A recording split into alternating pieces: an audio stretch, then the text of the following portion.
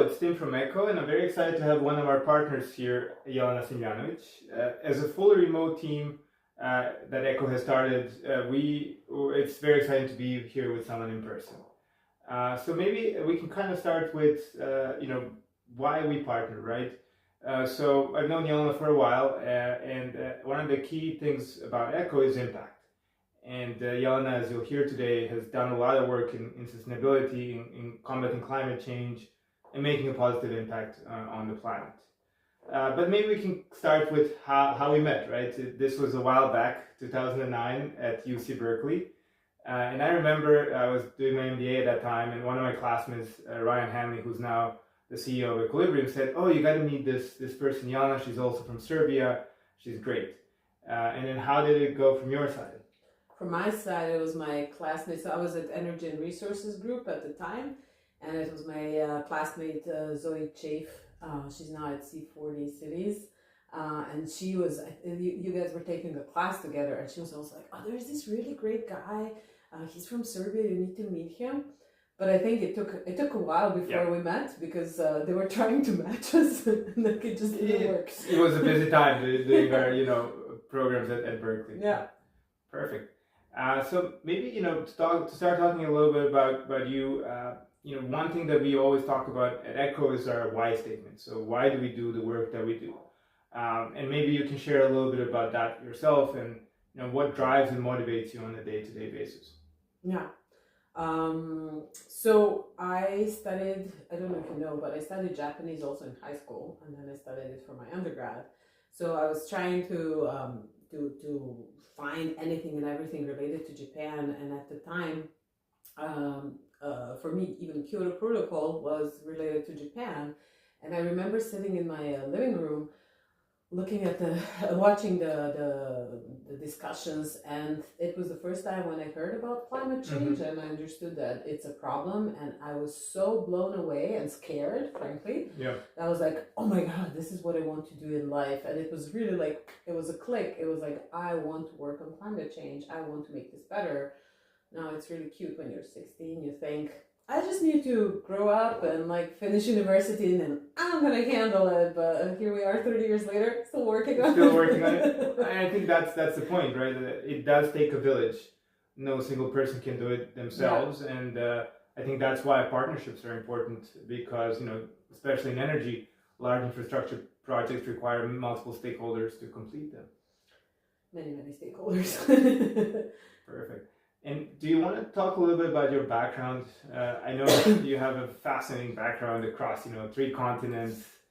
So yeah, I think the audience would love to hear that. Sure. So as I mentioned, I studied Japanese, and then I also got a scholarship, and I studied in Japan as well for my undergrad. And this was all driven by this, like, I want to work on climate change. And so later, when I moved to the US, I actually had an opportunity to go to UC Berkeley and to study science at Energy and Resources Group, and then also I did a double degree with the Goldman School of Public Policy. And what I really liked studying at UC Berkeley was that it's very practical, it's very quantitative, it's very kind of like decision-making oriented, and I think that's much needed in policy making and regulation making. To understand what are your options, how much they cost, and then you evaluate them, which one is the fastest one. Now, the reason why I'm mentioning regulation is because right now I live in Europe, and I like to say that in US we innovate, in China we create, and in Europe we regulate. So this is what I do these days. I'm not a regulator, but I work with them and assess impact.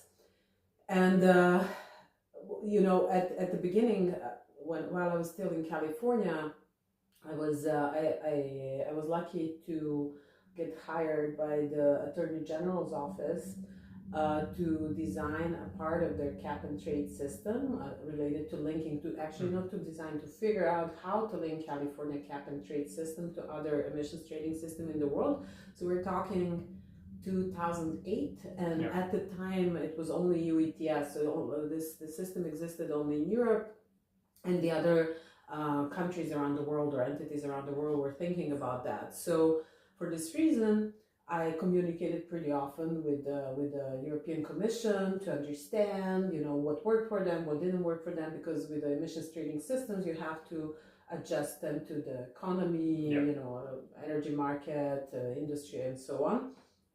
And so this, I would say, launched my career in carbon, and it was an amazing experience. And I have this like little contribution to the California cap and trade system, which makes me happy, of course.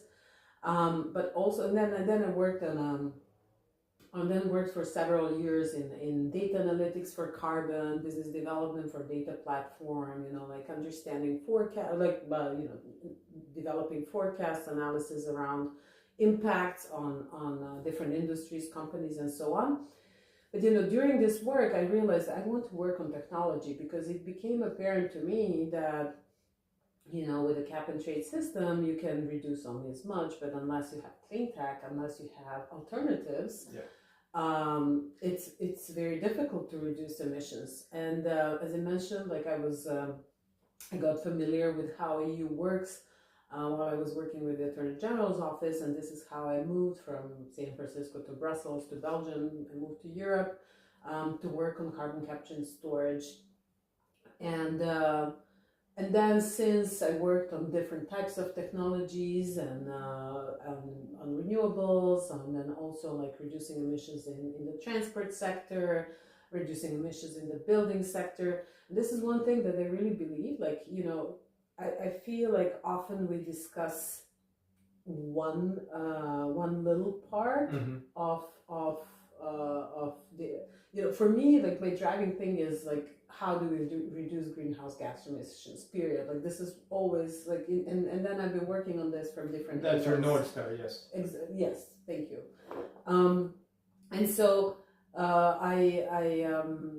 what was I going to say? So yes, so I worked on different parts of the system of how do we reduce emissions, and I think this is something that I would say I bring to my clients now, is understanding of the system, understanding how if you do something here will impact something else, will it be beneficial to you or not, because I think sometimes people are too focused on one side and they don't understand the impacts. The spillover effect. The spillover effect, thank you. So that's, I'm in Brussels now, I live in Belgium, and I can tell you more about that if you want.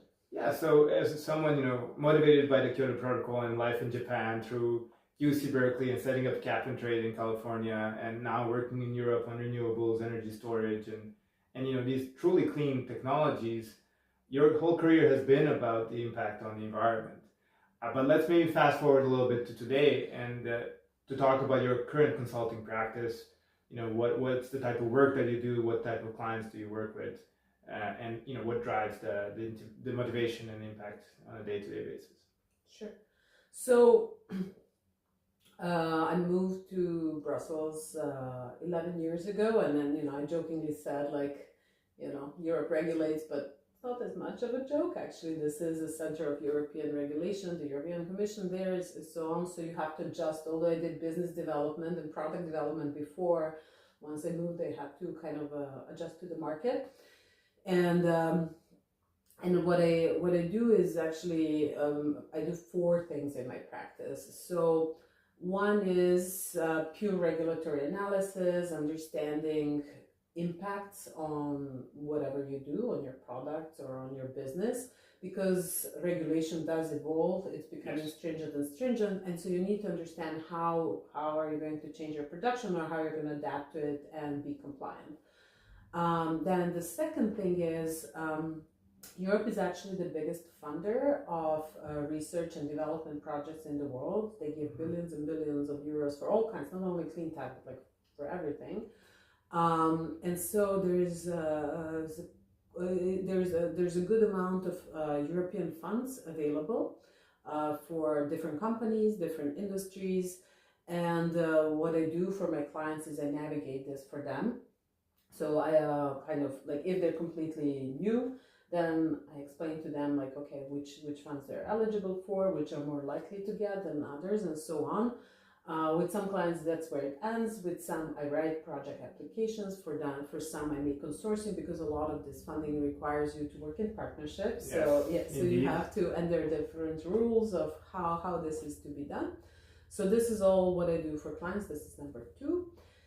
Number 3 is market entry studies. So if you're a company that wants to come to Europe, what you want to understand, what's your market potential, what's your competition, where you should build something, for example, you might want to set up a factory in Europe, but then you have requirements for gas, for water, for electricity. I'm just making stuff up now, but this is something from real life.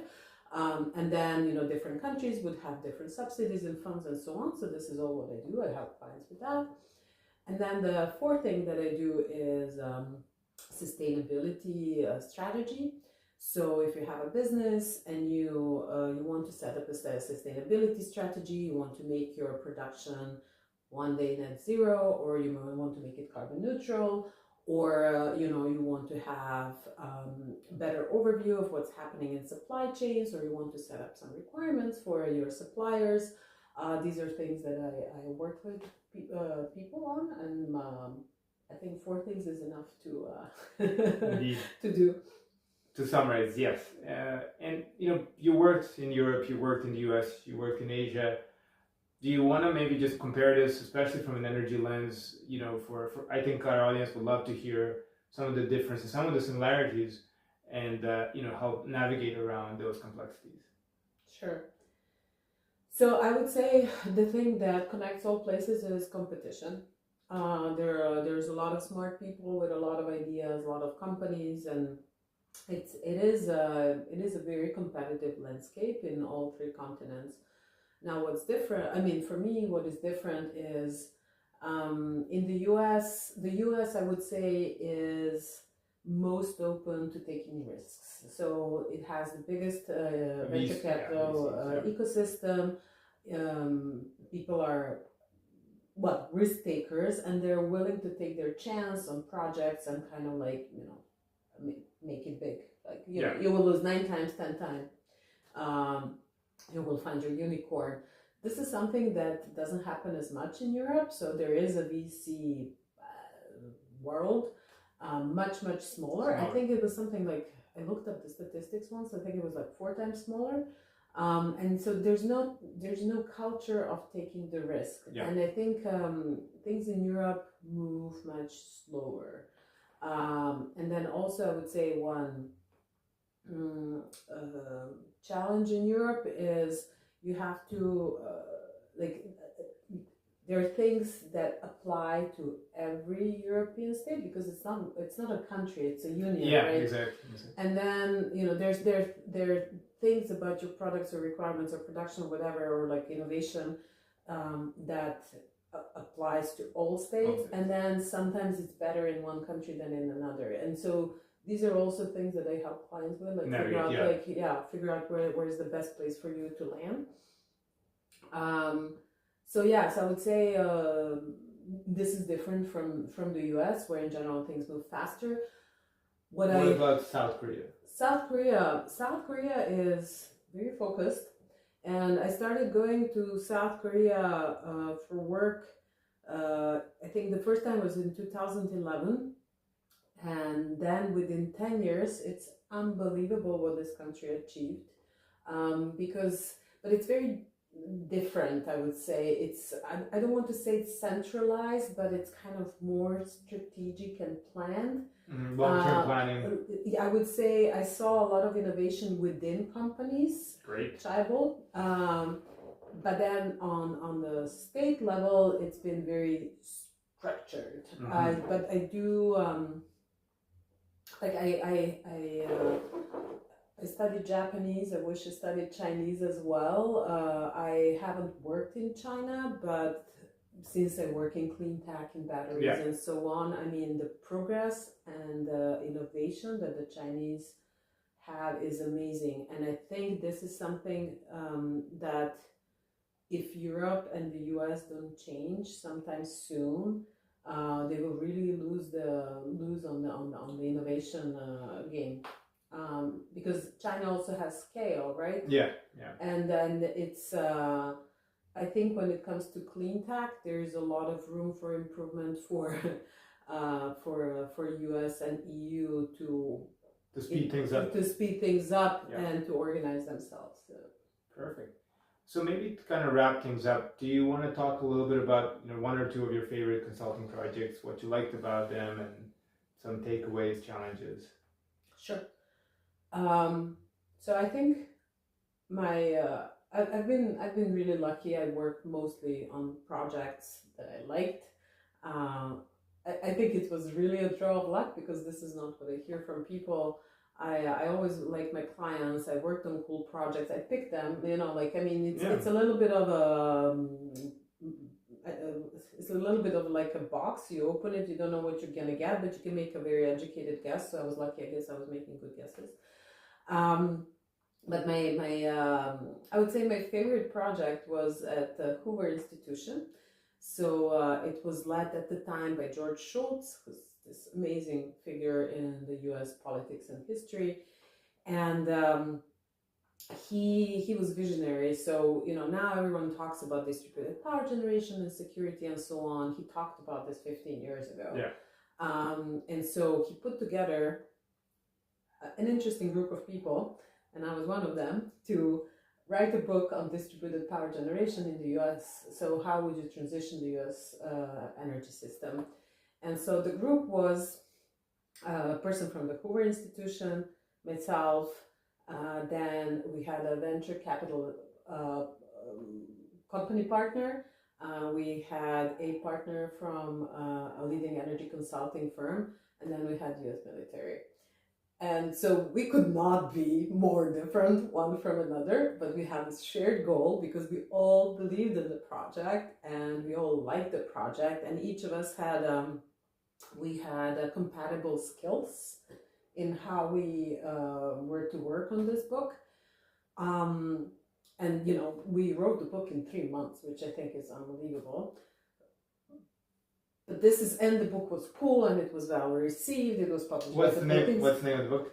Distributed Power Generation in the US. I mean, it's not very innovative. But you can find it online, right? Yeah, you can find it online. You can even buy it on Amazon. Nice. But it was published by the Brookings Institution. But the thing that I remember the most is not the content, like these great findings that we had. It was just fun. I remember us going to work and laughing every day, and it was just, that was so nice. And I think like we can talk about delivery of projects and results and money and like whatever, but I think it's a real unicorn when you get to work with people with whom you like genuinely like just you enjoy spending time with them. And for us, like, we didn't know each other before we started this, but there was a click and it was amazing. So that's I would say that's my favorite project. I also really, really like what I do now. Perfect. As I said, I've been lucky to choose good projects. So I work for an LFP cell manufacturer, and now the company has about 120 people, but I started with them several years ago, and it was only like 30-40 of us. And it's been an amazing journey. I think you also work with startups. It's just what you get to learn while you use your existing skills is unbelievable. And so for them, officially, I cover everything and anything related to the EU, so EU regulation, relations, and so on. Then I help them apply for public funding, and I also develop their sustainability strategy. So I do 3 things officially. Unofficially is like whatever comes your way. Startups, you have to wear multiple hats, right? Exactly. And it's the amount of things I learned is amazing, and I'm like I truly appreciate this experience. Also, again, I have a fantastic team. Like, we are having fun. Like, there are days where it's just like, oh, you want to pull your hair out because suddenly everything is an issue. Like, you thought you'd lined up everything, and then everything is an issue. But then this genuine involvement of people, and they believe in the project. The belief in the project is really what helps to create a very nice working environment. So I like that a lot. Great. I think you couldn't have said it better in terms of working towards a common goal. So I think that's what Echo and you share, and that's why this partnership is so natural and organic. But another thing I also really appreciate is the energy and the passion when you talk about some of these projects, because we all know that today's climate is challenging, not just from wildfires that are sparking everywhere, but also from government and regulatory perspectives that are sort of slowing down innovation. I think it's that passion factor of humans that will continue to make a positive impact on our planet. And with that, I'd like to just thank you for your time today and joining us and partnering with us, and I look forward to working with you on future projects. Same here, and thank you for this like really fun interview.